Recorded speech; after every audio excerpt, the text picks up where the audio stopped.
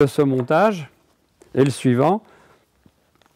Au lieu de rabattre le cuir, le dessus, sous la première de montage, sous le dessous de la chaussure, on le garde en surface. C'est-à-dire qu'on met une première de montage d'1 centimètre plus large que la forme, hein, qu'on aggrave sur la forme aussi.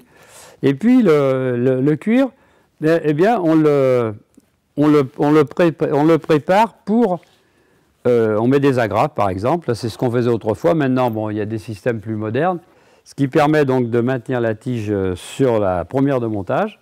Et puis ensuite, on fait la couture. Alors c'est un exemple, alors voilà une couture qui a été faite dessus.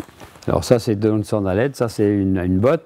Mais avec ce procédé-là, on peut faire aussi bien des bottes que des chaussures basses, que des sandalettes. Mais on appelait les seules couches sandalettes parce que ça servait surtout pour faire des petites sandalettes à l'origine. Ouais. Après, donc, comme je vous le disais tout de suite, en général, les talons, si c'était du crêpe comme ça, on les collait. C'était collé à chaud. Hein.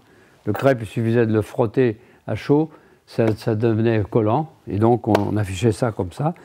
Ou alors, on pouvait clouter les talons, comme c'était le cas, comme c'est le cas de cette chaussure-là. Et les talons sont cloutés dessus.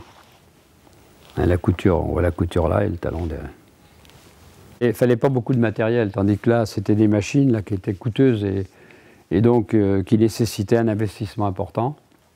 Et donc, beaucoup de fabricants de chaussures du Choletais qui ont démarré dans la pantoufle ont évolué ensuite dans le cousu sandalette.